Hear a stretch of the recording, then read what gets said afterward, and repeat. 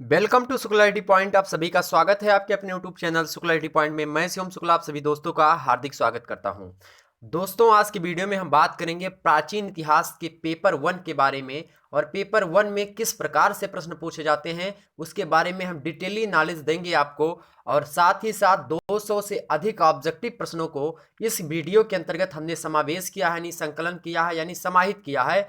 उसको देखने के बाद में अगर आप ये वीडियो पूरा लगातार अंत तक देख लेते हैं, उसके बाद में ना तो आपको इधर उधर कहीं पर भटकने की ज़रूरत है, ना तो पढ़ने की ज़रूरत है इधर उधर से। बस अपने यूनिवर्सिटी से संबंधित जो सीरीज वगैरह आती होती होगी उसको पढ़ लेंगे। साथ ही साथ ये वीडियो देख के आप एग्ज़ाम देने जाइएगा। 100% नहीं, हर एक चीज़ में एक आधा परसेंट मतलब कमी होती है, तो 100% से नीचे बता लीजिए, उतना कार्य आपका हो जाएगा। हालांकि नंबर उतना आपको नहीं आएगा, बिल्कुल मैं कह रहा हूँ उतना नंबर नहीं मिलेगा। आप पूरा क्वेश्चन अगर कर लेंगे तब भी हर एक प्रश्न में लगभग 3 से 4 प्रश्न ऐसे दिए जाते हैं हर एक प्रश्न पत्र में, जो कि क्या होते हैं, पूरक प्रश्न होते हैं। पूरक प्रश्न की श्रेणी में उन प्रश्नों को हम रखते हैं जो कि या तो उनके ऑप्शंस गलत देंगे, या फिर उनके 2 ऑप्शन सही होंगे, या फिर इस प्रकार से जो विवादित प्रश्न होंगे, ठीक, जिससे आपको क्या हो, मतलब आपको मतलब सारे क्वेश्चन ना आए, पूर्णांक आप ना ला पाए। ठीक, हर एक परीक्षा में इस प्रकार से होता है। तो कुल मिलाकर के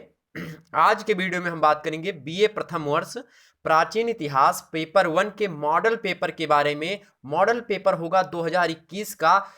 मैं बता रहा हूं, वीडियो को 2 से 3 बार देख लेंगे, पूरा आपका प्राचीन इतिहास जो 600 बीसी से लेकर के 606 एडी तक रहता है आपके प्रथम प्रश्न पत्र के अंतर्गत, वो पूरा समाहित हो जाएगा एक ही वीडियो के अंतर्गत। बहुत सारा नॉलेज आज आपके माइंड में घुसने वाला है, तो अपने माइंड को खोल करके बैठ जाइए और विस्तारवादी नीतियों का प्रयोग करते हुए आप समझेंगे। चाइना वाली विस्तार नीति नहीं भैया, चाइना वाली विस्तार नीति नहीं, अपनी विस्तार थी, अपने माइंड का विस्तार करना। चाइना तो जो है दक्षिण चीन पूरा जो सागर है उसको अपना कब्जा ले, एक रेखा खींची, कहा कि सब मेरा है, यहाँ से तक मेरा है, जहाँ तक नजर जाती है। तो वो अलग विस्तार नीति। विस्तार नीति ये कि आप 600 बीसी से 600 एडी तक के सभी लोगों को आज की वीडियो में चर्चा करेंगे। उसमें आप देखेंगे प्राचीन भारत के इतिहास के स्रोत कैसे कैसे, 6ठी शताब्दी ईसा पूर्व में उत्तरी भारत की राजनीतिक स्थिति क्या थी, 16 महाजनपद एवं 10 गणराज्य के बारे में इससे प्रश्न जहां तक पूछे जाएंगे, सबके ऑब्जेक्टिव है इसमें। भारत पर पारसीक और सिकंदर का जो आक्रमण हुआ था उनका प्रभाव, उनसे संबंधित प्रश्न इसमें समाहित है। मगध साम्राज्य का उदय हुआ, कैसे हुआ, ये सारी चीजें इसमें समाहित हैं। साथ ही साथ मौर्य वंश, उसकी उत्पत्ति, प्रारंभिक जीवन, चंद्रगुप्त मौर्य की विजय, बिंदुसार, अशोक, साम्राज्य विस्तार, उनकी कैसी धम्म नीति, क्या पतन के कारण क्या क्या थे, शुंग वंश। तो ये सारे कारण मैं नहीं बताऊंगा, इनसे संबंधित ऑब्जेक्टिव प्रश्न आपको बताऊंगा। साथ ही साथ कुछ ऐसे प्रश्नों को बताऊंगा जो कि प्रीवियस ईयर में पूछे गए, यानी पिछले साल पूछे गए। पिछले साल मतलब आपका 2020 भी हो सकता है, 2000 जो है 19, 2000 आपका और हो सकता है 18। इस प्रकार के प्रश्न होंगे जो कि पूछे गए, बीच बीच में बताता चलूंगा। ठीक, कलिंग, नरेश, शुंग वंश, कणो वंश, उसके हिंद, यमन, सातवाहन वंश, पश्चिमी शक, क्षत्रप, कुषाण वंश, जिसके अंदर कुजुल, बिग, कैडफिसेस, कनिष्क वन, ये सब आते हैं। उसके अंदर गुप्त वंश, चंद्रगुप्त, समुद्रगुप्त, रामगुप्त, इन सभी के बारे में, चंद्रगुप्त द्वितीय भी एक है, उनके बारे में, कुमार गुप्त से प्रश्न पूछे जाते हैं, स्कंद गुप्त से, ठीक है, इन सभी से प्रश्न पूछे जाते हैं। वाकाटक राजवंश से प्रश्न पूछे जाते हैं, मौखारी वंश एवं उत्तरवर्ती गुप्त वंश, या फिर होड़ आक्रमण। इतने सभी से प्रश्न आपके एग्जाम में पूछे जाते हैं, और इन सभी से हमने प्रश्नों को समाहित किया, कलेक्शन किया, प्रीवियस ईयर पेपर्स को देखा, सबको मिला करके हमने प्रश्नों को बनाया, फिर आपके सामने हाजिर हूं। बहुत मेहनत करने के बाद में सारी चीजें बनी है। तो ये आपकी थी मूलभूत अवधारणा पूरे जो है पेपर की। तो आपके प्रथम प्रश्न पत्र का क्या नाम है? प्रथम प्रश्न पत्र का नाम है आपके मित्रों प्राचीन भारत का राजनीतिक इतिहास, जो कि 600 बीसी से 606 एडी तक चलता है। बीसी वह समय काल होता है जो ईसा मसीह के जन्म के पहले, ठीक है, और ईसा मसीह के जन्म के बाद का समय उसको एडी कहते हैं। तो बीसी यानी ईसा मसीह से 600 साल पहले के इतिहास हम शुरू करेंगे, और उसके बाद में ईसा मसीह के जन्म के 606 ईस्वी तक के समय काल को इसके अंतर्गत समाहित करना होता है। और कैसे मतलब किस काल को, तो केवल राजनैतिक इतिहास इसमें शामिल होता है, ना कि आर्थिक, ना कि आपको इसमें जो है सामाजिक, ना कि धार्मिक जीवन। ठीक है, ये सब पढ़ते हैं द्वितीय प्रश्न पत्र के अंतर्गत। तो यहीं पर आप समझ लीजिए कि द्वितीय प्रश्न पत्र के अंतर्गत आप क्या पढ़ते हैं, भारत मतलब प्राचीन भारत में राज्य कैसे हुआ करते थे, उस राज्य में सामाजिक स्थितियां क्या थी, आर्थिक स्थितियां क्या थी, और साथ ही साथ धार्मिक जीवन लोग कैसे व्यतीत किया करते थे।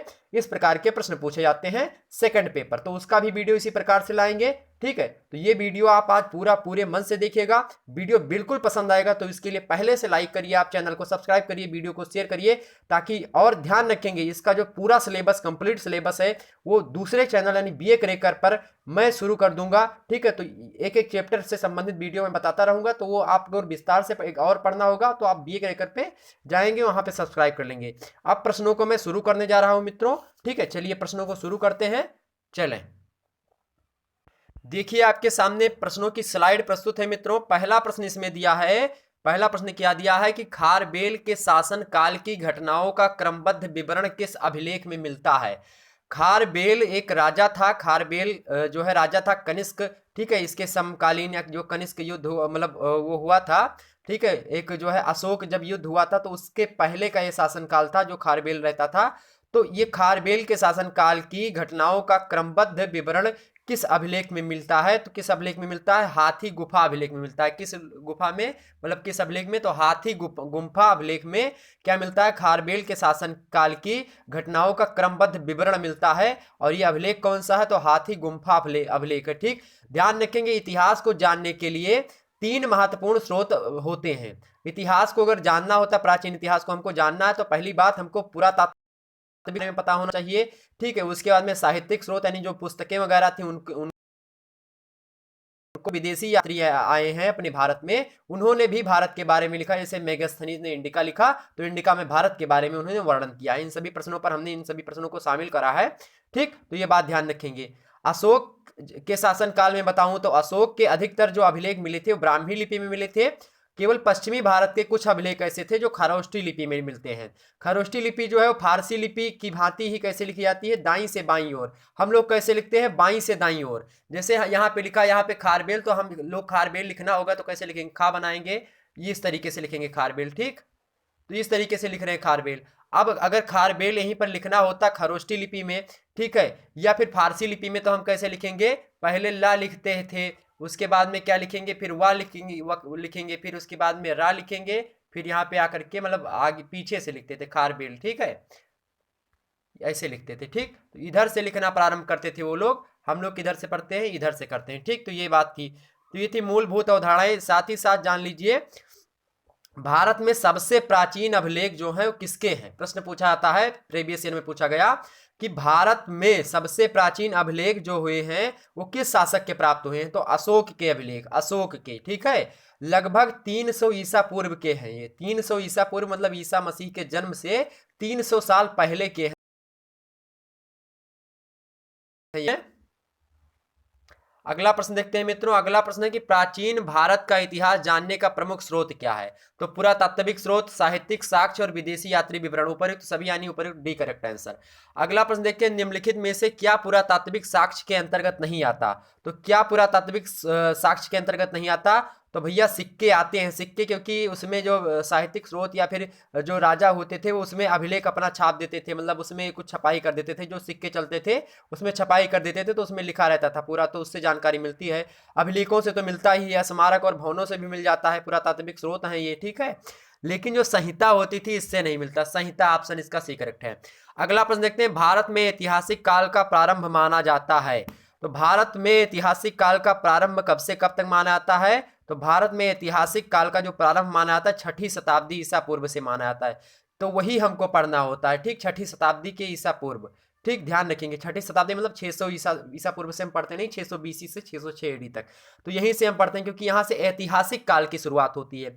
ध्यान रखेंगे यहीं पर एक बात और जान लीजिए कि जब प्राचीन भारत हम पढ़ते, मतलब प्राचीन इतिहास पढ़ते हैं, प्राचीन भारत का इतिहास पढ़ते हैं, तो उसको हम 3 भागों में कैटेगराइज करके पढ़ते हैं। ठीक, अब आप में तो शामिल है ऐतिहासिक काल से यानी 606 मतलब 600 बीसी से यानी 600 ईसा पूर्व के पहले से, मतलब शामिल है, ईसा मसीह के जन्म से 600 साल पहले से आप में शामिल है।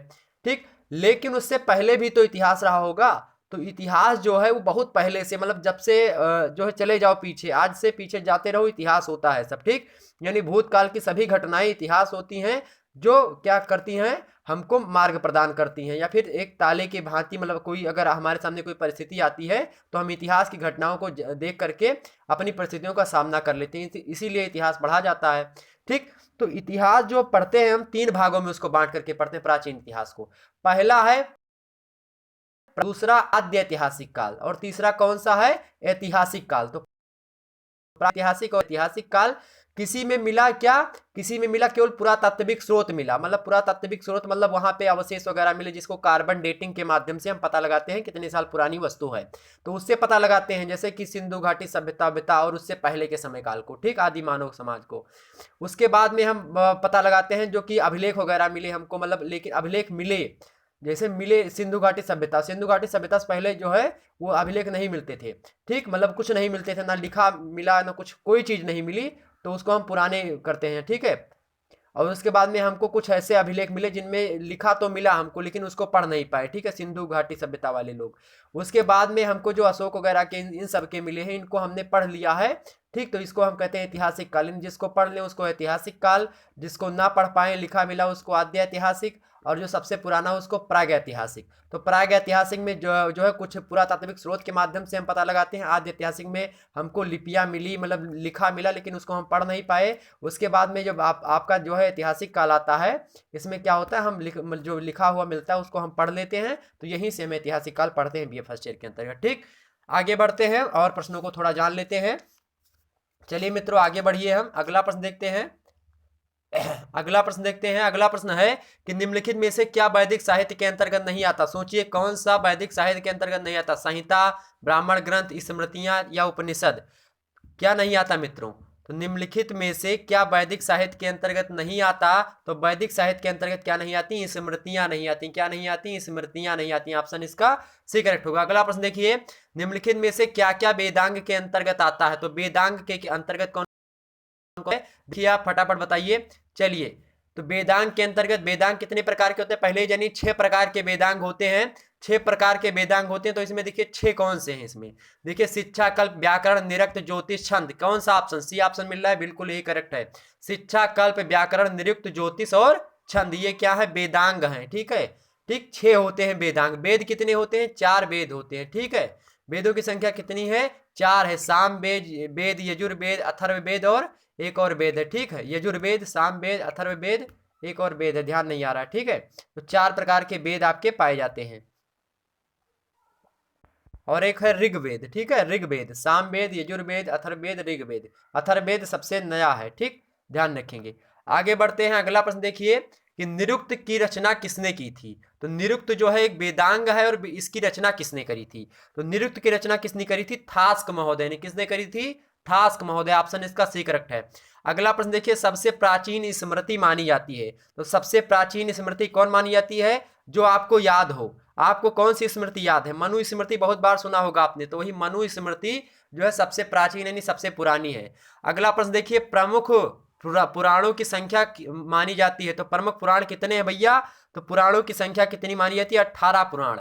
18 पुराण है, जिसमें आपका श्रीमद देवी भगवत महापुराण, मत्स्य पुराण, गरुड़ पुराण, विष्णु पुराण, ठीक है। उसके बाद में आपका जो है श्रीमद भगवत पुराण, ठीक है। ये सारे पुराण आपके शामिल हैं, ठीक। आगे बढ़ते हैं। पुराणों की अंतिम रूप से रचना कब हुई? तो पुराण जो कुल मिलाकर के पूर्ण रूप से उनकी रचना जब समाप्त हो गई थी 18 पुराण की, गुप्त काल तक होते होते सभी पुराणों की रचना क्या हो गई थी? समाप्त हुई थी। तो पुराणों की अंतिम रूप से रचना कब हुई? तो आप को लगा दीजिएगा, ठीक। तो गुप्त काल को एक और नाम से जाना जाता है। गुप्त काल को किस नाम से जाना जाता है? मतलब इतिहास के स्वर्ण युग के नाम से जाना जाता है। तो इतिहास का स्वर्ण युग गुप्त काल होता है। इसी में एक राजा था समुद्रगुप्त। समुद्रगुप्त ने 100 से अधिक विजय, मतलब विजय प्राप्त करी थी, 100 से अधिक विजय। तो इसलिए इसका नाम क्या था? समुद्रगुप्त, ठीक। इसी को क्या कहा जाता था? इसी को क्या कहा जाता था मित्रों? तो इसमें बहुत सारे जो है महल वगैरह बने, बहुत सारे लेख मिले, बहुत सारे अभिलेख लिखे गए गुप्त काल में, तो इसीलिए इसको स्वर्ण युग कहा जाता है। हिंदी साहित्य का स्वर्ण युग किसे कहा जाता था? तो उसको मध्यकाल को, ठीक है, यानी भक्ति काल को, ठीक, ध्यान रखेंगे इतनी बात। एक प्रश्न पूछा जाता है कि पुराणों के अनुसार 4 युगों का सही कालक्रम निम्न में से कौन सा है? तो सही मतलब पुराण जो सबसे पहला पुराण, मतलब सबसे पहला युग कौन सा है? 4 युग है, मतलब अपने वैदिक साहित्य के हिसाब से पुराणों के अनुसार। तो पहला युग कौन सा है? तो सतयुग। दूसरा कौन सा है? त्रेता युग। तीसरा कौन सा है? द्वापर। और चौथा है कल यानी कलिकाल यानी कलयुग, ठीक है। तो पहला कौन सा? सतयुग। उसी सतयुग को हम कृतयुग के नाम से भी जानते हैं। तो सतयुग में कौन होते थे? देवता होते थे, राक्षस होते थे, ठीक, देवी देवता होते थे, यानी देवासुर संग्राम वगैरह उसी में हुआ करता था। उसके बाद त्रेता में कौन आए? त्रेता में भगवान रामचंद्र का जन्म हुआ था। द्वापर में किसका जन्म हुआ था? भगवान श्री कृष्ण चंद्र का जन्म हुआ था। उसके बाद में कलयुग में कल्कि अवतार, ठीक, ध्यान रखेंगे इतनी बात। तो कलयुग इस समय चल रहा है। एक प्रश्न पूछा जाता है कि जो है मनुस्मृति का एक दूसरा नाम है a code of Hindu laws. तो एक हिंदुओं के लिए नियम इसमें अधिकतर वर्णित है। मनु किसका नाम है? ऐसे प्रश्न पूछेगा आपको। ऑप्शन में महाभारत देगा, रामायण देगा, मनुस्मृति देगा, अभिज्ञान शकुंतलम जो कालिदास की रचना है वो भी दे देगा, ठीक। तो मनुस्मृति के दूसरा नाम क्या है? A code of Hindu laws, ठीक, अंग्रेजी में इसका रूपांतरण हुआ। एक प्रश्न और पूछा आता है कि भगवत गीता का अंग्रेजी अनुवाद किसने किया था? मोस्ट इंपॉर्टेंट प्रश्न, दैट इज मोस्ट इंपॉर्टेंट प्रश्न आप यानी क्वेश्चंस आप 2021 यानी 2021 कौन सा किसने किया था? बिलिंक्स ने किया था। किसने किया था? ब्लिंक्स ने किया था भगवत गीता का अंग्रेजी में अनुवाद, ठीक, ध्यान रखेंगे। तो भगवत गीता का अंग्रेजी में अनुवाद किसने किया था? ब्लिंक्स ने किया था, ठीक, ये बात ध्यान रखेंगे आप। मोस्ट इंपॉर्टेंट प्रश्न है ये। अगला प्रश्न देखते हैं, चलिए आगे। अगला प्रश्न है कि आपके सामने प्रस्तुत है मित्रों, चित्रित धूसर मृदभांड परंपरा का संबंध है। भैया आपको कन्फर्म, मतलब डरना मत बिल्कुल। चित्रित धूसर मृदभांड, इसका मतलब होता है कि जो मृदभांड मतलब होता है मिट्टी के बर्तन, और चित्रित मतलब जो दीवालों वगैरह पर बना जाती थी, मतलब चित्र करके। तो मिट्टियों के जो बर्तन होते थे उसमें कुछ चित्रकारी की जाती थी। तो उसी चित्रकारी का संबंध किससे था, मतलब किस काल में की जाती थी? तो उत्तर वैदिक काल में जो मिट्टियों के बर्तन बनाए जाते थे उसमें कुछ कुछ चित्रकारी कर दी जाती थी। उत्तर वैदिक काल, ऑप्शन इसका भी करेक्ट है। तो चित्रित धूसर मृदभांड किससे संबंधित है? उत्तर वैदिक काल से। अगला प्रश्न देखिए,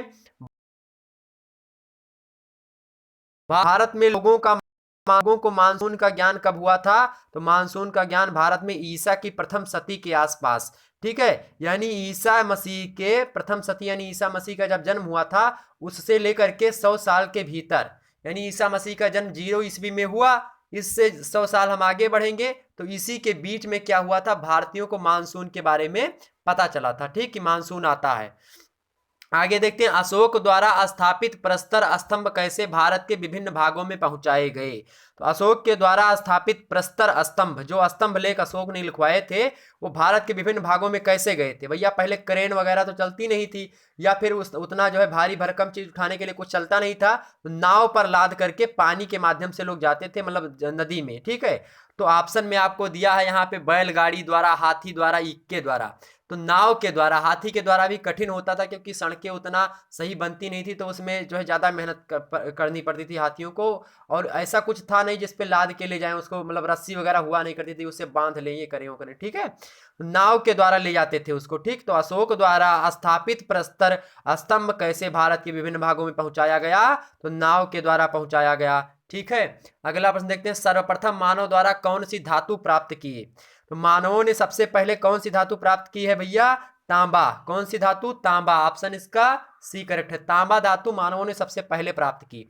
अगला प्रश्न देखते हैं, आहत सिक्के मुख्यतया किस धातु के प्राप्त हुए हैं? आहत सिक्के मुख्यतया किस धातु के प्राप्त हुए हैं? भैया चांदी के प्राप्त हुए हैं, ठीक है। तो चांदी के सिक्के प्राप्त हुए, चांदी धातु, ठीक। आगे बढ़ते हैं हम, अगला प्रश्न देखते हैं। अगला प्रश्न मित्रों आपके सामने है, अगला प्रश्न आपके सामने है कि निम्नलिखित में से कौन चीनी यात्री नहीं है? निम्नलिखित में से कौन चीनी यात्री नहीं है? भैया देखिए, अब चीन की भाषा आपको ऐसे चिंग चुंग चांग चुंग ऐसे होती है। अब चीनी की भाषा यहाँ पे देखिए कौन सा, मेगस्थनीज, फाहियान, हेनसांग, हिंतसिंग। भैया कौन हो गए? फाहियान, हिंतसिंग, हेनसांग, ये सब चीनी यात्री हैं, ठीक। और उनके भाषा से पता चल रहा है चीनी यात्रियों के, हेनसांग, फाहियान, इतसिंग, ठीक। लेकिन ये मेगस्थनीज जो है ये नहीं है चीनी यात्री, ठीक है। मेगस्थनीज की एक पुस्तक प्रचलित है जिसके बारे में, भारत के बारे में हमको पता चलता है। मतलब अगर इनकी एक पुस्तक है इंडिका, जब आप इंडिका पढ़ेंगे मेगस्थनीज की पुस्तक तो आपको पता चलेगा भारत के बारे में, ठीक। तो पूछा आता है प्रश्न कि भारत के बारे में पढ़ना हो तो जो है कौन सी पुस्तक अच्छी मानी जाएगी? तो आपको मतलब पुराने समय में, प्राचीन समय की, भारत के प्राचीन में अगर देखा जाए प्राचीन भारत की स्थिति, तो इंडिका पुस्तक से, ठीक। किसने लिखी थी? मेगस्थनीज। आगे देखते हैं, तो कौन चीनी यात्री नहीं है? मेगस्थनीज चीनी यात्री नहीं, फाहियान, इत्सिंग, हेनसांग ये चीनी यात्री हैं। सॉरी, अगला प्रश्न देखिए, सर्वप्रथम राज चिन्ह अंकित चित्र मुद्राएं किसने चलाई? सर्वप्रथम राज चिन्ह अंकित चित्र मुद्राएं किसने चलाई भैया? तो चलाई किसने? हिंद यूनानी शासक, हिंद यूनानी शासकों ने चलाई। ऑप्शन इसका सी करेक्ट है। तो राज चिन्ह अंकित करके मुद्रा उसको उसी सिक्के पर छपाई कर देते थे, वो चलाए किसने? हिंद यूनानी शासक। ठीक है, यूनान से आए थे और हिंद पर राज कर लिया था, इसलिए इनको हिंद यूनानी शासक कहा जाता है। अगला प्रश्न देखिए, यूप क्या था? यूप क्या था भैया? यूप जो होता था यज्ञीय स्तंभ, यानी जब यज्ञ करवाए जाते थे तो उसके लिए एक स्तंभ, मतलब कि जैसे कि आज जो है पोस्टर वगैरह लगवा दिया जाता था, प्रचार कर दिया जाता है, तो पहले जो है ये प्रचार का साधन नहीं था। जैसे यूट्यूब पे ऐड वगैरह आते हैं आज, तो वैसी व्यवस्था पहले नहीं थी, ना यूट्यूब वही था। तो क्या करते थे, यूप होता था, यूप में जैसे यज्ञ योग्य करवाना था किसी राजा को, तो यज्ञ करवाता था, राजसूय यज्ञ या फिर और तमाम प्रकार के यज्ञ होते थे। जब यज्ञ करवाते थे तो उसका स्तंभ लेख करवाते थे कि हाँ हमारे यहाँ यज्ञ है, आना है आप सबको भंडारे में, या फिर जो कुछ भी करना यज्ञ में शामिल होना है, उसके लिए स्तंभ लगवाते थे। उसी को यूप कहा जाता था, ठीक, प्राचीन भाषा में। तो यूप क्या है? यज्ञीय स्तंभ है। यूप क्या है? यज्ञीय स्तंभ है। मोस्ट इंपॉर्टेंट प्रश्न है, ध्यान रख लीजिएगा। अगला प्रश्न देखते हैं, तो यज्ञीय स्तंभ ऑप्शन इसका भी करेक्ट है। अगला प्रश्न देखिए, फूनान किस देश का नाम था? फूनान जो था किस देश का नाम था? जो फूनान भैया नाम था किसका? कंबोडिया का पुराना नाम क्या था? फूनान। कंबोडिया का पुराना नाम क्या है? फूनान है। ध्यान रख लेंगे फटाफट, बहुत सही याद करेंगे इसको। तो कंबोडिया का पुराना नाम क्या है? फूनान। या फूनान किस देश का नाम है? तो कंबोडिया का। नीचे प्रश्न यहाँ पे छुपे रुस्तम में आपको दिखाई पड़ रहा होगा कि किस उपनिषद में मृत्यु संबंधी चर्चा करी गई है? किस उपनिषद में मृत्यु संबंधी चर्चा करी गई है? तो कठोपनिषद में। किसमें? कठोपनिषद में मृत्यु संबंधी चर्चा करी गई है। ठीक, ध्यान रखेंगे, इतनी बात ध्यान रखेंगे। चले आगे बढ़ते हैं, हम और प्रश्नों को थोड़ा देख लेते हैं मित्रों। ये थे मोस्ट इंपोर्टेंट प्रश्न। और ध्यान रखेंगे, विदेशी यात्री जो भारत में आए हैं और भारत पर जिसने लिखा है, उनमें सबसे पहला नाम किसका सामने आता है? तो सबसे पहला नाम जो सामने आता है मित्रों, सबसे पहला नाम आपका आता है, सबसे पहला नाम टीसीएस सबसे पहले व्यक्ति हैं जिन्होंने भारत के बारे में लिखा विदेशी यात्री में। उसके बाद में मेगास्थनीज, फिर उसके बाद में पिलनी, और उसके बाद में कासमस। ठीक, तो टीसीएस, मेगास्थनीज, पिलनी, कासमस। तो कभी कभी आपको कालक्रम में सजाने को आ जाएगा कि भारत पर लिखने वाले निम्नलिखित विदेशी विद्वानों का सही कालक्रम कौन सा है। आपको इन्हीं चारों में से आगे पीछे देगा। तो सबसे पहले ध्यान रखेंगे टीसीएस, दूसरे नंबर पे मेगास्थनीज, तीसरे नंबर पे पिलनी, और चौथे नंबर पे कासमस। तो आप ऐसे ध्यान रखेंगे, टी में पीका, टी में पीका। ठीक है, टी में पीका, तो टी में पीका ऐसे आप लगा लेंगे, ऐसे ट्रिक बना करके, तो आपको याद हो जाएगा। ठीक है, ध्यान रखेंगे इतनी बात। ठीक, और ध्यान रखेंगे, शून्य का आविष्कार किसने करा था? प्रश्न पूछा था शून्य का आविष्कार किसने करा था? तो शून्य का आविष्कार करने वाले विद्वान कौन से मित्रों? शून्य का आविष्कार आर्यभट्ट। ठीक है, आर्यभट्ट। हिंदुस्तान का यानी भारत का पुराना नाम क्या है? भारत का पुराना नाम क्या है? तो आर्यावर्ते भरतखंडे। तो क्या नाम है? आर्यावर्त नाम है भारत का। ठीक है, आर्यावर्ते भरतखंडे, ध्यान रखेंगे। ठीक, जम्बूद्वीप, ये सब भारत के नाम है। आगे बढ़ते हैं, अगला प्रश्न थोड़ा देख लेते हैं। अगला प्रश्न है आपका, 6ठी शताब्दी ईसा पूर्व में गंधार महाजनपद का शासक था। तो गंधार महाजनपद का शासक था छठी शताब्दी ईसा पूर्व, कौन था भैया?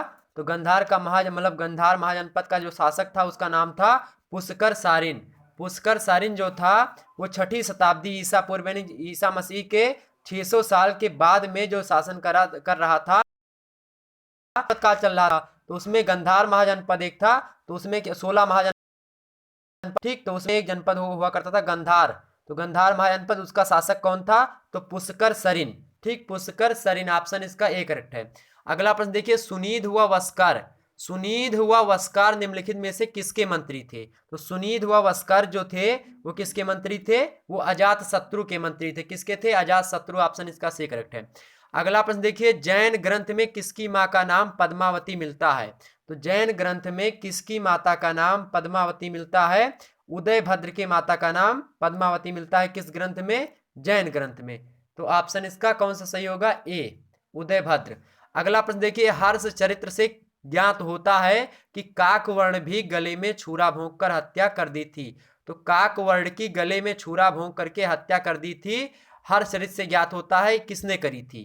ठीक, तो किसने करी थी भैया? तो हर्ष चरित्र में लिखा है बात कि काक वर्ण की गले में छुरा भोंक करके हत्या करी थी किसने? महापद्मनंद ने। किसने करी थी? महापद्मनंद ने करी थी। ठीक, ध्यान रखेंगे, महापद्मनंद, ऑप्शन इसका बी करेक्ट है। अगला प्रश्न देखिए, पुराणों के अनुसार शिशुनाग वंश के अंतिम राजा महानंदिन की शूद्र स्त्री गर्भ से उत्पन्न हुआ था। मतलब जो महानंदिन था वो किससे उत्पन्न हुआ था? वो शूद्र की जो है, मतलब शूद्र स्त्री के गर्भ से उत्पन्न हुआ था। पुराणों में ये बात बताई गई। दिन और महानंदिन जो था उसकी माता जो थी वो शूद्र थी, यानी शूद्र स्त्री के गर्भ से जन्म लिया था। ये बात पुराणों में बताई गई है। तो मतलब ये बात कही जाती है। तो ये कौन था? ठीक, तो ये कौन था? अंतिम राजा। ठीक, तो महापद्मनंद। तो पुराणों के अनुसार शिशुनाग वंश के अंतिम राजा महानंदिन की शूद्र स्त्री के गर्भ से उत्पन्न हुआ था महापद्मनंद। ठीक, महापद्मनंद उत्पन्न हुआ था। ठीक, ध्यान रखेंगे, इसी का नाम है यही पद्मनंद। ठीक, और इनका जो ये राजा है महानंदिन, ये जो है इन्हीं की स्त्री है। इन्हीं की पत्नी कौन है? इन्हीं की पत्नी है जो है शूद्र स्त्री, और इनका लड़का कौन है? महापद्मनंद। तो इन्हीं के नाम से रिलेटेड है, रिलेशन है इसका महापद्मनंद का। ठीक, महापद्मनंद ने किसकी हत्या कर दी थी? तो जो है काकवर्ण की हत्या करी थी इसने। ठीक, ध्यान रखेंगे इतनी बात। आगे देखते हैं अगला प्रश्न। अगला प्रश्न क्या है आपका? निम्नलिखित में से किसे दूसरे परशुराम का अवतार माना जाता है? मोस्ट इंपोर्टेंट प्रश्न। दूसरा जो है परशुराम किसे कहा जाता है? इसी महापद्मनंद को कहा जाता है दूसरा परशुराम। ठीक है, तो दूसरा परशुराम किसे कहा जाता है? महापद्मनंद को कहा जाता है दूसरा परशुराम। ठीक, दूसरा परशुराम किसे कहा जाता है? महापद्मनंद को कहा जाता है। एक राजा हुए बिंबसार। बिंबसार के शासन काल में दंड दिया जाता था। तो कारावास कर देते थे, दाग देते, मतलब दागना मतलब जैसे कि अगर कोई गलती करता था तो उस पर निशान बना देते, गर्मा वगैरह उसको टच करवा देते थे। ठीक, तो उसको दागना कहा जाता है। सिर कटवा देते थे और पसली तोड़ देते थे। तो प्रश्न पूछा जाता है आपसे कि बिंबसार के शासनकाल में दंड दिया जाता था। ऑप्शन ए देगा कारावास, बी देगा दागना, सी देगा सिर काटना, और डी देगा आपको इनमें से सभी। ठीक, तो आप इनमें से सभी लगा दीजिएगा। ठीक, ध्यान रखेंगे इतनी बात। चलिए आगे बढ़ते हैं हम और अगले प्रश्न की ओर बढ़ते हैं। अगला प्रश्न है मित्रों आपके सामने। अगला प्रश्न है कि गुर्जर प्रतिहार वंश का प्रथम वास्तविक महत्वपूर्ण शासक माना जाता है। तो गुर्जर प्रतिहार वंश का प्रथम वास्तविक शासक कौन माना जाता है? नागभट्ट प्रथम। कौन माना जाता है मित्रों? नागभट्ट प्रथम माना जाता है। ठीक, ऑप्शन इसका बी करेक्ट है। अगला प्रश्न देखिए, कलचूरी शासक कोकल ने किस गुर्जर प्रतिहार वंश को पराजित किया था? तो कलचूरी शासक कोकल जो था उसने गुर्जर प्रतिहार वंश के किस राजा को पराजित किया था? तो मिहिर भोज को। किसको? मिहिर भोज को पराजित किया था। ऑप्शन इसका सी करेक्ट है। अगला प्रश्न देखिए, सुलेमान नामक अरब यात्री भारत आया था। तो सुलेमान अरब यात्री जो था वो भारत आया था। कब आया था? 9वीं शताब्दी में आया था। कब आया था? 9वीं शताब्दी में। अगला प्रश्न देखिए, 915 से 916 ईस्वी में भारत भ्रमण पर आया अल मसूदी जो था वो कहाँ का निवासी था? तो अल मसूदी कब आया था? 915 से 916 ईस्वी के आसपास आया था। जो कहाँ का निवासी था भैया? तो बगदाद का निवासी था। कौन था? बगदाद का निवासी था। कौन? अल मसूदी। तो गुर्जर प्रतिहार के सामंत नहीं थे। कौन?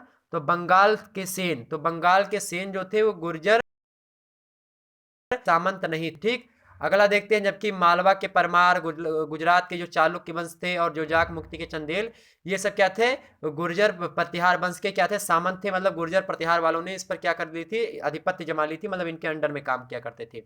अगला देखते हैं, गढ़वाल राजवंश की नींव जो है कन्नौज में रखी गई। तो गढ़वाल राजवंश की नींव कन्नौज में रखी, किसने रखी थी? तो किसने रखी थी मित्रों? चंद्रदेव ने रखी थी। किसने? चंद्रदेव ने। ऑप्शन इसका ए करेक्ट है।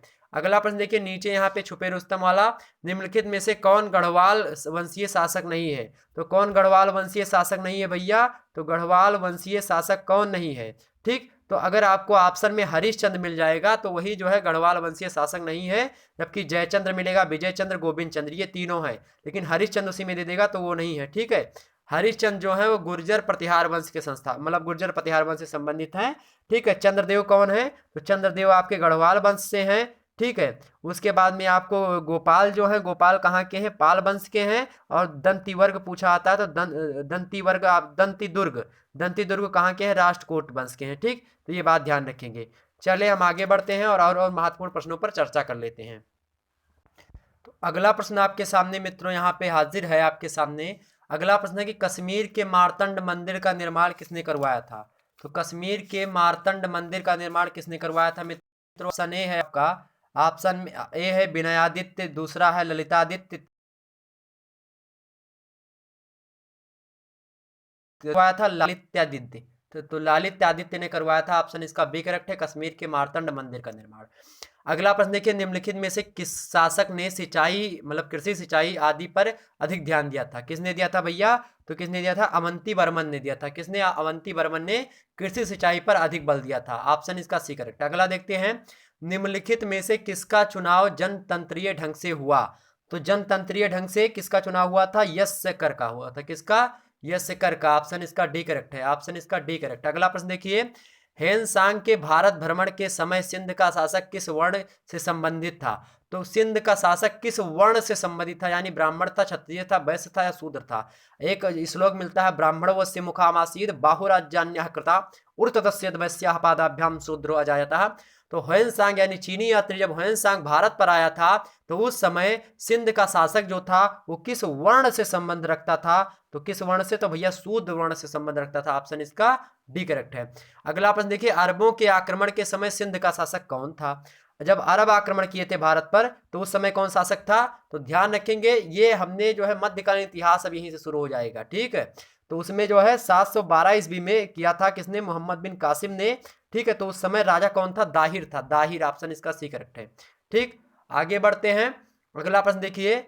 अगला प्रश्न है आपका कि महमूद गजनबी के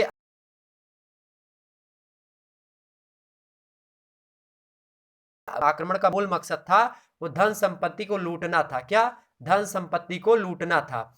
उतबी की रचना है, उतबी की क्या रचना है। उतबी कौन था भैया, उतबी जो था महमूद गजनबी का दरबारी इतिहासकार था। कौन, उतबी। तो उतबी की सबसे इंपॉर्टेंट रचना कौन है भैया, किताब उल यमीनी, किताब उल यमीनी। ऑप्शन इसका बी करेक्ट है, किताब उल यमीनी। अगला प्रश्न देखिए, हिंदू शाही शासकों की राजधानी थी। तो हिंदू शासक मतलब हिंदू शाही शासकों की राजधानी कौन थी, बहिंद। कौन थी, बहिंद थी, ठीक। ध्यान रखेंगे कौन थी भैया, बहिंद थी। अगला प्रश्न देखिए, निम्नलिखित में से कौन हिंदू शाही राजा नहीं था। तो निम्नलिखित में से कौन हिंदू शाही राजा नहीं था। ए दिया है जयपाल, बी दिया है आनंदपाल, सी दिया है त्रिलोचन पाल और डी दिया है रामपाल। तो यही जो रामपाल है भैया ये नहीं थे हिंदू शाही राजा, ठीक। बाकी जयपाल, आनंदपाल, त्रिलोचन पाल ये सब हिंदू शाही राजा के अंतर्गत आते हैं, ठीक। प्रश्न आपसे भी पूछ सकता है कि महमूद गजनबी भारत पर पहला आक्रमण कब किया था। तो 1001 ईस्वी में महमूद गजनबी किया था। 712 ईस्वी में किसने किया था, दाहिर मतलब मोहम्मद बिन कासिम ने किया था दाहिर के ऊपर, ठीक है। उस समय दाहिर का सिंध का प्रांत पर किया था, सिंध प्रांत का राजा कौन था, दाहिर था। महमूद गजनबी ने सोमनाथ मंदिर पर आक्रमण किया था 1025 ईस्वी में, ठीक। साथ ही साथ अंतिम आक्रमण किया था 1027 ईस्वी में। मृत्यु कब हो गई थी, 1030 ईस्वी में इसकी, किसकी, महमूद गजनबी की। सोमनाथ मंदिर को कितने गांव से आय मिलती थी। तो लगभग 10,000 गांव से यहाँ पे पैसा आता था, ठीक है। सोमनाथ मंदिर में, सोमनाथ मंदिर लूट लिया था इसने महमूद गजनबी ने, ठीक। ध्यान रखेंगे। प्रश्न आपसे ये भी पूछा कि मोहम्मद गौरी का भारत में पहला आक्रमण कब हुआ था। तो 1175 में हुआ था, ठीक। बस इतने प्रश्न पूछे जाएगा, इससे बाद में नहीं जाएगा क्योंकि अब यहाँ से आधुनिक काल की शुरुआत, मध्यकाल की शुरुआत हो जाती है। जो कि आप एक दूसरा भी जो है, आप अगर हिंदी मतलब इतिहास पढ़ते हैं तो इतिहास में दो कैटेगरी होती है। एक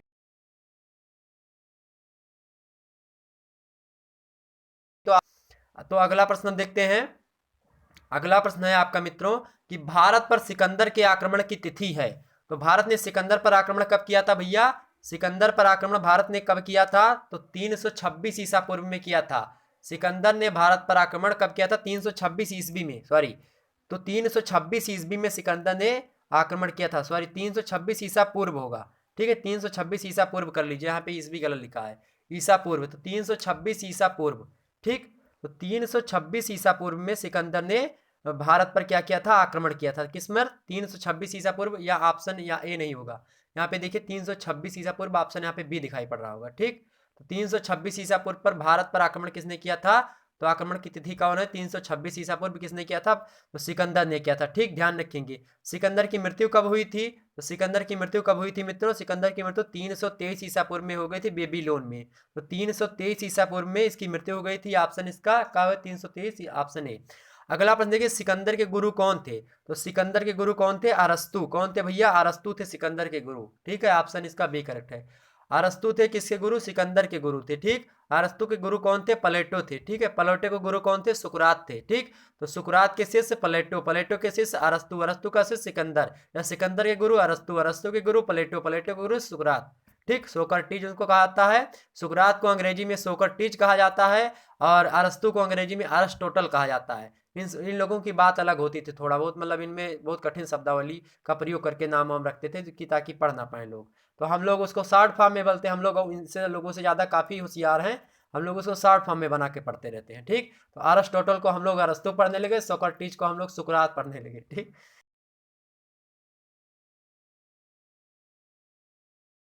राजा शासक कौन था? तो तक्षशिला यार उसका जो शासक था वो कौन था भैया? आम्भी था। आपने एक सीरियल आता होगा, देखा होगा आपने, जो है सिकंदर संबंधित एक पोरस करके से आता था। ठीक है, तो या फिर चंद्रगुप्त मौर्य नाम का सीरियल आता है, तो उसमें आप देख लेंगे चंद्रगुप्त मौर्य सीरियल अगर देख रहे होंगे तो ये सारी बातें आपको पता होगी। ठीक है, तो भारत पर सिकंदर के आक्रमण के समय तक्षशिला का राजा आम्भी था। सिकंदर जो था वो मेसिडोनिया का क्या था? राजा था। इसके पिता का नाम क्या था? फिलिप था। सिकंदर के आक्रमण के समय भारत के दो शक्तिशाली राजा थे, एक पुरु था और एक मगध था। ठीक, कौन था? एक पुरु था और एक मगध था। पोरस जो था वो झेलम और रावी के बीच में था, पुरु राज्य में रहता था। ठीक है, तो पोरस जो राज्य था उसका राजा कौन था? पोरस कहाँ का राजा था? तो पोरस पुरु का राजा था। ठीक है, पुरु राज इसको कहा जाता था। तो पुरु राज मतलब पुरु राज एक स्थान है यानी राज्य है, उसका राजा था पोरस। और इसी पोरस से किसकी जो है लड़ाई होती है? सिकंदर की लड़ाई होती है। और जब इसको बंदी बना ले आता है पोरस को, तो क्या कहता है? पोरस से सिकंदर पूछता है कि बताइए आपके साथ क्या व्यवहार किया जाए, मार दिया जाए, छोड़ दिया जाए, बोल तेरे साथ क्या कसूर, मतलब सलूट किया जाए। तो क्या कहता है? तो जो पोरस कहता है कि जैसा एक वीर दूसरे वीर के साथ करता है वैसा व्यवहार किया जाए। सिकंदर इतनी बात सुनकर के एकदम से प्रसन्न हो जाता है और इसको बंदी मुक्त कर देता है और मित्र बना लेता है। ठीक, ध्यान रखेंगे इतनी बात। सिकंदर भारत में कुल कितने महीने रहा? तो 19 महीने तक भारत में रहा है, बीमार हो गया था। इसी में आपने देखा होगा चाणक्य चंद्रगुप्त ने पता नहीं कितने तरीके से जो है इसको जो है बीमार करने की कोशिश की, मतलब बहुत कुछ इसमें दिखाते हैं चंद्रगुप्त मौर्य वाले सीरियल में, देखिएगा तो उसमें पता चलता है। ठीक, ध्यान रखेंगे। सिकंदर और पोरस के बीच में जो युद्ध हुआ था वो किस नदी के तट पर हुआ था? तो पूछा था झेलम नदी के तट पर हुआ था। किस नदी के तट पर? झेलम नदी के तट पर। ठीक, तो इतने प्रश्न थे इंपॉर्टेंट, और पूछे जा सकते थे, हमने सारे बता दिए। अगला प्रश्न देखिए, अगला प्रश्न आपका है, अगला प्रश्न है मित्रों कि मगध की राजधानी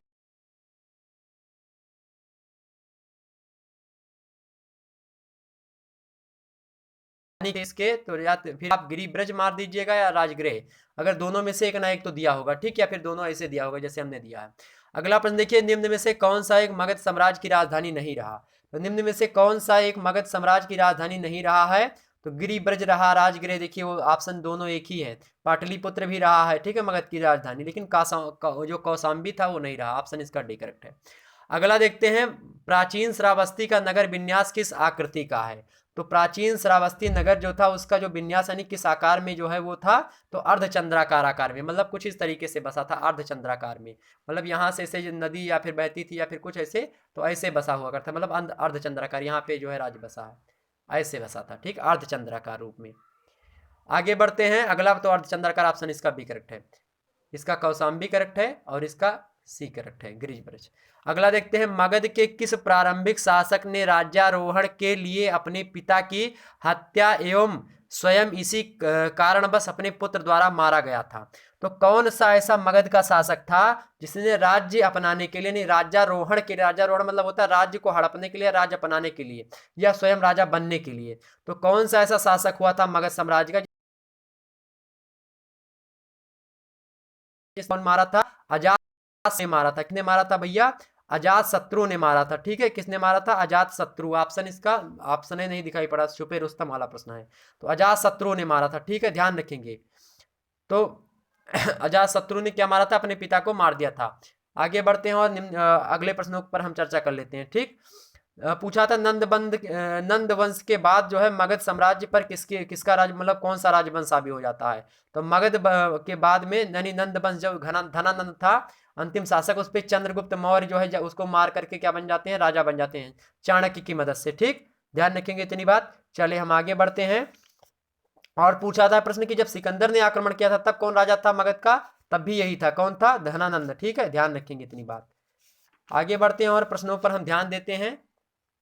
अगला प्रश्न आपके सामने है कि अर्थशास्त्र, क्या प्रश्न है आपके सामने कि अर्थशास्त्र द्वारा लिखित अर्थशास्त्र पुस्तक मतलब प्राप्त हुई है। तो अर्थशास्त्र द्वारा लिखित अर्थशास्त्र पुस्तक प्राप्त हुई है, मतलब चाणक्य के द्वारा लिखित, मतलब अर्थशास्त्र में संकलित क्या पूछा गया, अर्थशास्त्र जो है अर्थशास्त्र द्वारा लिखित पुस्तक प्राप्त हुई थी, 1909 में प्राप्त हुई थी। 1909 ईस्वी में अर्थशास्त्र किसके द्वारा लिखी गई थी, चाणक्य। तो यहाँ पे चाणक्य कौटिल्य कर लीजिएगा, ठीक है, यहाँ पे चाणक्य कौटिल्य, तो कौटिल्य या चाणक्य के द्वारा लिखी गई अर्थशास्त्र पुस्तक प्राप्त हुई थी 1909 ईस्वी। अगला देखते हैं, चाणक्य का बाल्यावस्था में नाम क्या था। तो चाणक्य का बाल्यावस्था में क्या नाम था, विष्णुगुप्त नाम था। क्या नाम था चाणक्य का, विष्णुगुप्त नाम। चाणक्य के पिता का क्या नाम था, चाणक्य नाम था। क्या नाम था, चाणक्य नाम था, ठीक है, ऑप्शन इसका बी करेक्ट है। अगला देखते हैं, निम्नलिखित में से, इसीलिए इनका नाम चाणक्य पड़ा था बाद में, ठीक, चाणक्य का। अगला देखते हैं, निम्नलिखित में से किसने एंड्रोकोटस और सेंड्रोकोटस का समीकरण भारतीय साहित्य के चंद्रगुप्त से किया। तो किसने किया था, सर विलियम जोन्स ने किया था। कब किया था, 1793, ऑप्शन दिया होगा इसमें, सर विलियम जोन्स 1793, ठीक है, ये ऑप्शन इसका ए करेक्ट है।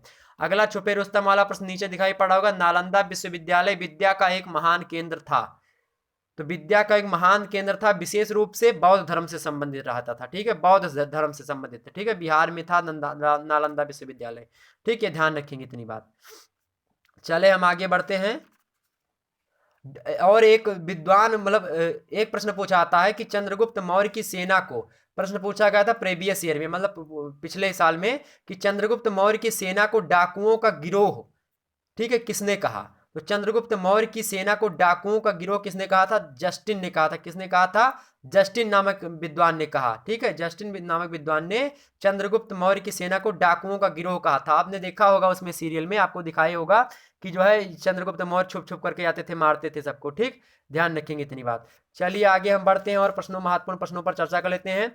ये बात ध्यान रखेंगे आप लोग कि चंद्रगुप्त मौर्य में सेना कितनी थी, चंद्रगुप्त मौर्य की, तो 6 लाख पैदल सेना इसमें होती थी, ठीक, चंद्रगुप्त मौर्य के पास थी। 30 लाख अश्वारोही मतलब घोड़े वाले थे, ठीक है, घोड़े वाले सैनिक, और 9,000 हाथी वाले सैनिक, ठीक है, किसके पास, ठीक, किसके पास, चंद्रगुप्त मौर्य के पास, ठीक, ध्यान रखेंगे। और प्रश्न पूछा था कि मौर्य काल में अवंती राष्ट्र की राजधानी कौन थी, तो उज्जैनी थी। कौन थी भैया, उज्जैनी थी, ठीक, ध्यान रखेंगे इतनी बात। चंद्रगुप्त मौर्य के शासन काल में समूह बनाया जाता था, तो उस 800 गांव के समूह को हम स्थानीय नाम से गांव के समूह को क्या कहा जाता था, तो 800 गांव के समूह को स्थानीय कहा जाता था, जबकि 400 गांव के समूह को द्रोणमुख कहा जाता था। क्या कहा हमने, 400 गांव के समूह को द्रोणमुख कहा जाता था, जबकि मैं बात करूं 200 गांव के समूह को, तो 200 गांव के समूह को हम खारवाटिक के नाम से जानते हैं। मोस्ट इंपॉर्टेंट प्रश्न है 2021 के लिए, 800 गांव के समूह को स्थानीय, 400 गांव के समूह को द्रोणमुख, और 200 गांव के समूह को खारवाटिक नाम से जानते थे, ठीक, ध्यान रखेंगे। और कोतवाल जो होता था चंद्रगुप्त मौर्य के शासनकाल में, उसको पौर कहा जाता था। तो कोतवाल को क्या कहा जाता था, पौर कहा जाता था। जो माप तोल करता था, यानी माप तोल जो करता था, उसको क्या कहा जाता था, पीतवाध्यक्ष कहा जाता, पीतवाध्यक्ष। तो पीतवाध्यक्ष किसको कहा जाता था चंद्रगुप्त मौर्य के काल में, तो जो माप तोल किया करता था, उस पर नियंत्रण रखता था, उसी को क्या कहा जाता था, पीतवाध्यक्ष। और कोतवाली जो संभालता था उसको पौर कहा जाता था। जो धार्मिक अनुष्ठान करता था या धार्मिक अनुष्ठानों का मंत्री होता था, उसको पुरोहित कहा जाता था, ठीक है, ये बात ध्यान रखेंगे। और जो व्यापार संबंधी करों को इकट्ठा करता था, जो व्यापार संबंधी करों को इकट्ठा करता था इसके मौर्य काल के शासनकाल में, मतलब चंद्रगुप्त मौर्य के शासनकाल में, उसको हम क्या कहते थे, शुल्काध्यक्ष। तो शुल्क प्राप्त करने का अध्यक्ष शुल्काध्यक्ष कहते थे। जो कारखाने और खानों का मंत्री हुआ करता था, उसको हम क्या कहते थे, करमांतिक कहते थे। क्या कहते थे, करमांतिक कहते थे। जो कारखानों में और खानों से क्या करता था, मंत्री, जो कारखानों और खानों को चलाता था, यानी उसका मंत्री हुआ करता था, उसको कारमांतिक कहते थे, ठीक, ध्यान रखेंगे इतनी बात। और जो राजप्रसाद के कार्यों से संबंधित मंत्री होता था, उसको हम क्या कहते थे, द्वारिक कहते थे। क्या कहते थे, द्वारिक कहा जाता था, ठीक है। कुछ वैश्याएं हुआ करती थी, उन वैश्याओं पर निगरानी रखने के लिए, यानी वैश्यावृत्ति ज्यादा ना बढ़ सके, पहले वैश्यावृत्ति बहुत हुआ करती थी जो है, तो उसको निगरानी करने के लिए, उसके देखभाल के लिए एक अध्यक्ष अधिकारी या फिर एक अधिकारी को नियुक्त किया जाता था। उसको उसका क्या नाम होता था, तो उसको हम गणिका अध्यक्ष कहते थे। तो वैश्याओं पर निगरानी रखने वाले अधिकारी को कहा जाता था चंद्रगुप्त मौर्य काल के शासनकाल में गणिका अध्यक्ष। ठीक है, गणिका। तो गणिका अध्यक्ष किसको कहा जाता था? वैश्याओं पर निगरानी रखने वाले अधिकारी को गणिका अध्यक्ष कहा जाता था। ठीक, ध्यान रखेंगे। और जो वन उपज निरीक्षक हुआ करते थे, यानी जो पेड़ वगैरह लगाने के लिए या फिर वन उपजाने के लिए, बाग बगीचा को देखभाल या उपजाने बढ़ाने के लिए, उस प्रकार के मंत्री को हम क्या कहते थे? कृपया अध्यक्ष कहते थे। क्या कहते थे? कृपया अध्यक्ष। तो बस इतने प्रश्न मोस्ट इंपॉर्टेंट थे जो पूछे जा सकते थे इनसे। ठीक है, तो हमने सारे प्रश्नों को आपको बता दिया। अब आगे बढ़ते हैं। अगला प्रश्न देखिए, मौर्य काल में नाप कर बेची जाने वाली वस्तु पर बिक्री कर लगाया जाता था। तो मौर्य काल में मौर्य काल में नाप कर बेची जाने वाली जो वस्तु थी, यानी जो दूध वगैरह थी, यानी जिनको हम क्या करते थे? मापते थे, उनको किस प्रकार से, उस पर कैसे कर लगाते थे हम? तो उस पर 6.1 या फिर बटे 4, तो 6.1/4% कर लगाते थे। यानी 100 गुणे क्या करेंगे? 100 गुणे 6.1/4, 4 से भाग देंगे, 25 चौको 100, 25 से 6 को गुणा करेंगे। ठीक है, 25 को 6 से गुणा करें, 6 पंचे 30 के 0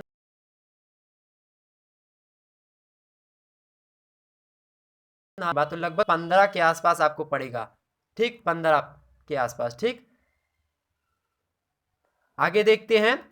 और जब पूछा जाए कि तौल कर बेची जाने वाली वस्तुओं पर बिक्री कितना लगाया जाता था, ये तो थी नाप वाली वस्तु पर। ठीक है, तो नाप वाली यानी 6.1/4% का कर लगाया जाता था। ठीक, अगर मान लिया जो है तौल कर वही वस्तुएं बेची जानी हो, ठीक है, 100 नहीं, वो 1000 होगा, क्योंकि 1 लीटर में लीटर के हिसाब से देखेंगे। ठीक है, मौर्य काल वाली जो नाप कर वस्तुएं, यानी 6 बटे जो हमने बताया उसको, तो लगभग 16 के आसपास आता है। ठीक, मौर्य काल में जो तौल कर वस्तुएं बेची जाती थी, यानी तौल कर जैसे चीनी वगैरह हो या फिर जो कुछ भी हो, जो तौल कर बेची जाने वाली थी, उन पर कर 5% का लगता था, यानी 100 में से 5 रुपए। ठीक, उसके बाद में अगर जो है जो गिन कर वस्तुएं बेची जाती थी, दर्जन केला दर्जन में आज बिक रहा है, तो उस प्रकार की वस्तुओं पर 9% का कर लगाया जाता था। ठीक, ध्यान रखेंगे, इतनी बात ध्यान रखेंगे। चलिए आगे बढ़ते हैं। तो यानी ऑप्शन इसका डी करेक्ट होगा पहले का। अगला देखते हैं, ट्रीफैंथलर।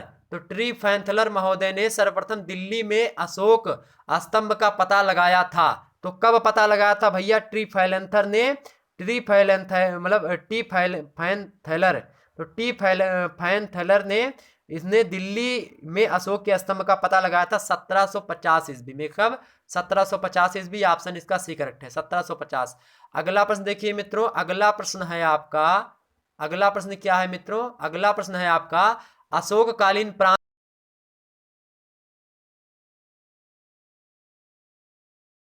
ऑप्शन है उत्तरापर्थ अवंती राष्ट्र, दोनों थे। ठीक है, अवंती राष्ट्र, ठीक है, कलिंग भी था इसी के समय अशोक काल में। ठीक है, उसके बाद में कलिंग, ठीक है, था, दक्षिणापथ ये भी था, यानी ऊपर डी सभी। ऑप्शन इसका डी करेक्ट है। अगला देखते हैं, बिंदुसार के शासन काल में अशोक उपराजा था। बिंदु काल के शासन में अशोक उपराजा था, तो कहाँ का था अशोक उपराजा? जब बिंदुसार शासन कर रहा था, तो बिंदुसार के समय अशोक जो था वो अवंती का उपराजा था। ठीक है, अवंती का उपराजा था। ऑप्शन इसका सी करेक्ट है। अगला प्रश्न देखते हैं, महाबोधि वंश। महाबोधि वंश में अशोक की पत्नी का नाम मिलता है। महाबोधि वंश में अशोक की पत्नी का नाम क्या मिलता है? तो अशोक की पत्नी का नाम मिलता है बोधिस महादेवी। ध्यान रखेंगे, बोधिस महादेवी। ठीक है, अशोक का नाम और तमाम देव नाम प्रियदर्शी, ठीक है, अशोक का नाम था। मौर्य काल में अगला प्रश्न देखिए, तो अशोक वेदिस महादेवी। ठीक है, वेदिस महादेवी। एक प्रश्न और पूछा जाता है कि मौर्य काल में जनपद से प्राप्त होने वाली आय को क्या कहा था? तो जो मौर्य काल में जनपद से प्राप्त जो आय होती थी, उसको हम राष्ट्र के नाम से जानते थे। किसके नाम से? राष्ट्र के नाम से जानते थे। उसको हम किसके नाम से जानते थे मित्रों? तो उसको हम राष्ट्र के नाम से जानते थे। आगे बढ़ते हैं और प्रश्नों पर हम चर्चा कर लेते हैं मित्रों। अगला प्रश्न है आपका शुंग वंश से संबंधित। शुंग वंश के शासकों ने कितने वर्ष तक शासन किया? मोस्ट इंपॉर्टेंट प्रश्न, कि शुंग वंश के शासकों ने कितने वर्ष तक शासन किया? ध्यान रखेंगे, तो शुंग वंश के शासकों ने कितने वर्ष तक शासन किया भैया? तो 112 वर्ष तक शासन किया था। ऑप्शन इसका बी करेक्ट है। ऑप्शन इसका कौन सा करेक्ट है भैया?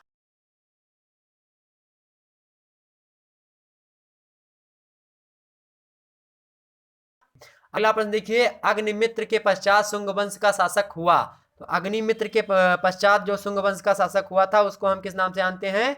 क्या नाम है उसका? वसुज्येष्ठ। वसुज्येष्ठ ऑप्शन इसका ए करेक्ट है। अगला प्रश्न देखिए, निम्नलिखित में से किसका संबंध शुंग वंश से नहीं था?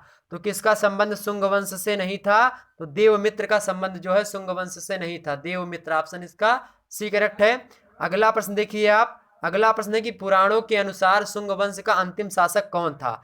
तो पुराणों के अनुसार शुंग वंश का अंतिम शासक जो था उसका नाम था देवभूति। क्या नाम था? देवभूति। अगला प्रश्न देखिए, शुंग वंश के शासक देवभूति की हत्या किसने करी थी? तो शुंग वंश के शासक देवभूति की हत्या किसने करी थी? किसने करी थी? वसुदेव ने करी थी। किसने करी थी? वसुदेव ने करी थी। ठीक है, ध्यान रखेंगे। और यही वसुदेव आगे चल करके किसकी वंश की स्थापना कर देता शुंग वंश के बाद में? तो कणव वंश की स्थापना। किस वंश की? कणव वंश भी। तो यही प्रश्न पूछा गया नीचे है छुपे रुस्तम वाला कि कणव वंश की स्थापना किसने करी थी? तो वसुदेव ने करी थी। किसने करी थी? वसुदेव ने करी थी। ध्यान रखेंगे। शुंग वंश के प्रमुख व्यापारिक केंद्र हुआ करते थे। उन व्यापारिक केंद्रों में पाटलिपुत्र, कौशाम्बी, वैशाली और हस्तिनापुर 4 मुख्य नगर शामिल थे। तो व्यापारिक केंद्र कभी कभी पूछा जाता है कि शुंग काल के प्रमुख व्यापारिक केंद्र कौन कौन थे?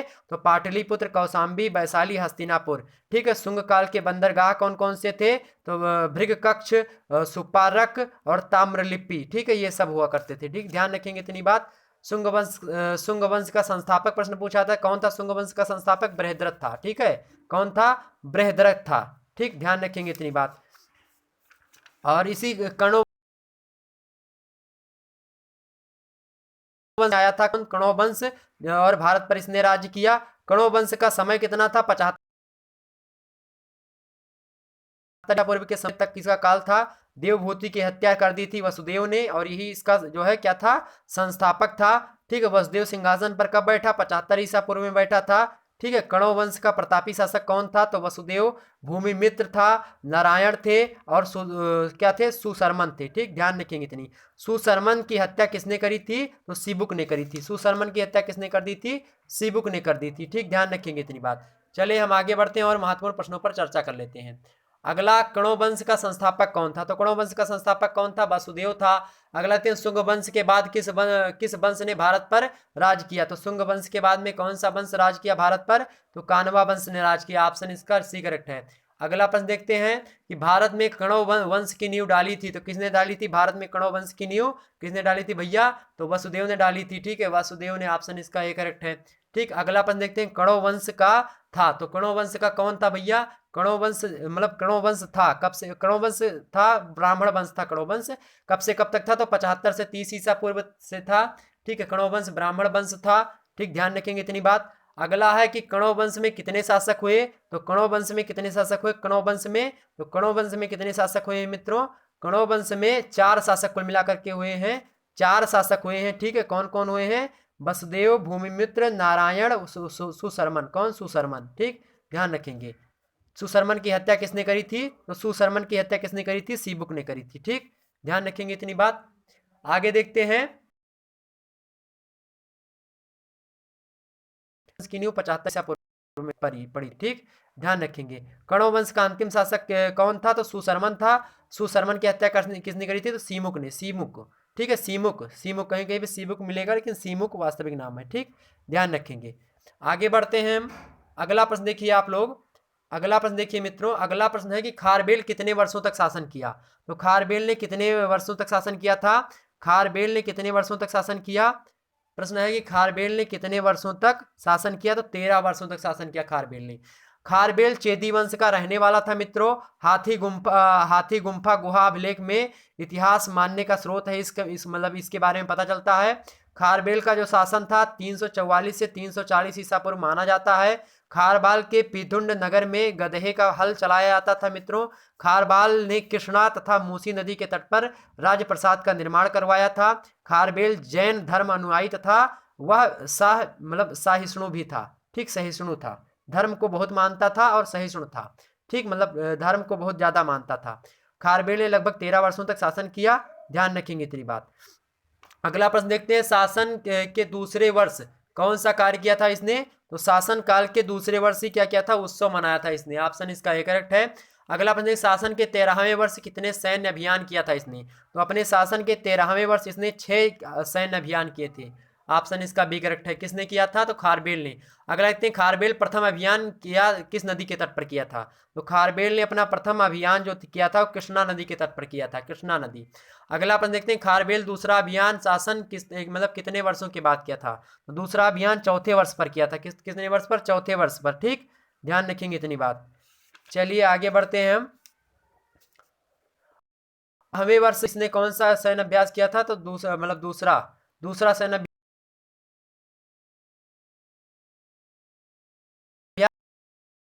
धर्म था, जैन धर्म था। खारबेल किस धर्म से संबंधित था? जैन धर्म से संबंधित था। ठीक, ध्यान रखेंगे। और इसने प्रश्न पूछा था कि खारबेल ने कितने विभागों पर विचार किया था? तो लगभग 64 विचारों पर इसने मतलब विचार किया था, 64 विभागों पर। 64 प्रकार के विभाग इसने बताए थे कि राज्य में होने चाहिए। ठीक, ध्यान रखेंगे। अगले प्रश्न की ओर बढ़ते हैं। अगला प्रश्न आपके सामने है। अगला प्रश्न है कि शक संवत का प्रचलन माना जाता है। शक संवत का प्रचलन माना जाता है, कब माना जाता है भैया? 57 बीसी, 57 बीसी, यानी इसीलिए 57 लेस करते हैं। ईसा मसीह के जन्म में से 57 साल पहले से जो है चलता है कौन सा? शक संवत चलता है। ठीक है, आगे देखते हैं। भारत में पहली बार सोने के सिक्के चलाए। तो भारत में पहली बार सोने की सिक्के चलाने का श्रेय किसको जाता है? हिंद यूनानी शासकों को जाना जाता है। यमन कहाँ के रहने वाले थे? तो यमन बैक्टीरिया के रहने वाले थे। कहाँ के? बैक्टीरिया के रहने वाले थे, यमन। ठीक, ध्यान रखेंगे इतनी बात। आगे देखते हैं। अगला प्रश्न है आपका कि सबसे पहला यमन आक्रमणकारी कौन था? सबसे पहला यमन आक्रमणकारी कौन था? तो डेरियस द्वितीय था सबसे पहला यमन आक्रमणकारी। अगला प्रश्न है आपका, अगला प्रश्न है कि डेमोट्रियस प्रथम ने अपनी राजधानी कहाँ बनाई? तो डेमोट्रियस प्रथम ने अपनी राजधानी कहाँ बनाई थी? फैजाबाद में बनाई थी। कहाँ पे? फैजाबाद में। ठीक, ऑप्शन इसका डी करेक्ट है। ऑप्शन इसका डी, फैजाबाद में। अगला, फैजाबाद कहाँ पड़ता? आज उसका नाम क्या हो गया? अयोध्या हो गया फैजाबाद का। ठीक, अयोध्या हो गया फैजाबाद। तो जहां राम जन्मभूमि वहीं पे बनाया था इसने, डेमोट्रियस प्रथम ने अपनी राजधानी। अगला देखते हैं, हेलियोडोरस किस यमन शासक का राजदूत था? तो हेलियोडोरस जो था यूक्रेटाइडस, किसका था? यूक्रेटाइडस। ऑप्शन सा सही कालक्रम में है। सही कालक्रम में देखिए यहाँ पे जो है मैं बता दूं आपको, नोट कर लीजिएगा अपने कॉपी में। तो सबसे पहले मिनांडर, मतलब क्या कौन है ये लोग? ये हिंद यमन आक्रमणकारी हैं। तो सबसे पहले कौन आया? सबसे पहले यमन से कौन आया हिंद पर आक्रमण करने, मतलब हिंदुस्तान पर? मिनांडर, नोट करिए मिनांडर। दूसरे नंबर पे डेमोट्रियस प्रथम। तीसरे नंबर पर डीमोडोरस प्रथम। चौथे नंबर पर डीमोडोटस द्वितीय। ठीक, तो पहला कौन है? मीनांडर। द्वितीय कौन है? डेमोट्रियस प्रथम। तीसरा कौन है? डीमोडोरस प्रथम। और चौथा कौन है आपका? डीमोडोटस द्वितीय। ठीक, ध्यान रखेंगे इतनी बात। चलिए हम और बढ़ते हैं अगले प्रश्नों की ओर। अगला प्रश्न है मित्रों आपका, चलिए आगे आगे दिखाते हैं आपको स्लाइड। अगली स्लाइड है, पुराणों के अनुसार सातवाहनों ने शासन किया। पुराणों के अनुसार सातवाहनों ने शासन किया था, तो लगभग 300 वर्षों तक किया था। ऑप्शन इसका सी करेक्ट है। अगला प्रश्न देखिए, भारत में भूमि दान की प्रथा प्रारंभ हुई थी। तो भूमि दान की प्रथा जो प्रारंभ हुई थी सातवाहन वंश से ही शुरू हुई थी। ऑप्शन इसका बी करेक्ट है। अगला प्रश्न देखिए, सातवाहनों की राजकीय भाषा क्या थी? तो सातवाहनों की राजकीय भाषा क्या थी? मगधी थी। ठीक है, मगधी। अगला प्रश्न देखते हैं, गाथा सप्तशती की रचना थी। गाथा सप्तशती की रचना कौन सी थी, मतलब रचना की किसने करी थी? गाथा सप्तशती की रचना किसने करी थी? तो प्रवर सेन आपको ऑप्शन में दिखाई पड़ रहा है, डी वाला। प्रवर सेन ने की थी गाथा सप्तशती की रचना। अगला प्रश्न देखिए मित्रों, सातवाहन जो वंश है, सातवाहन वंश किस वर्ण के थे ये लोग? तो किस वर्ण के लोग थे, यानी कौन से वर्ण के थे? ब्राह्मण थे, क्षत्रिय थे, कौन थे? तो ब्राह्मण थे। सातवाहन वंश के लोग कौन थे? ब्राह्मण थे। अगला प्रश्न देखते हैं, प्रसिद्ध नाना घाट अभिलेख उत्तीर्ण कराया। तो प्रसिद्ध नागनिका ने किसने करवाया था? नागनिका ने। किसने? नागनिका। तो प्रसिद्ध नाना घाट नागनिका, नाना घाट नागनिका। अगले प्रश्न की बढ़ते हैं मित्रों। अगला प्रश्न आपके सामने प्रस्तुत करना चाहते हैं हम, फटाफट कंप्यूटर महोदय प्रश्न प्रस्तुत करा जाए। ठीक है, अमिताभ बच्चन जी ऐसे तो बोलते हैं, प्रश्न मतलब कंप्यूटर महोदय प्रश्न आइए। प्रश्न आ गया आपके सामने, कंप्यूटर महोदय ने आपके सामने प्रश्न प्रस्तुत कर दिया। देखिए, अश्वमेघ किसका समकालीन था मित्रों? फटाफट बताइए, अश्वमेघ जो था वो किसका समकालीन था? तो किसका था भैया? कनिष्क का समकालीन था। कौन? अश्वघोष। ठीक, कनिष्क का। अगला प्रश्न देखिए, निम्न में से कौन एक कनिष्क के दरबार में संबंधित नहीं है? तो कनिष्क के दरबार में संबंधित कौन नहीं है भैया? पतंजलि नहीं है। ऑप्शन इसका डी करेक्ट है। ठीक, अगला प्रश्न देखते हैं, निम्नलिखित में से कौन कनिष्क प्रथम के दरबार में नहीं गया था? तो कनिष्क प्रथम के दरबार में कौन नहीं गया था भैया? अश्वघोष नहीं गया था। कौन नहीं गया था? अश्वघोष।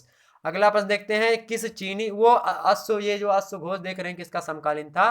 तो जो है किसका समकालीन था? वो कनिष्क का समकालीन था।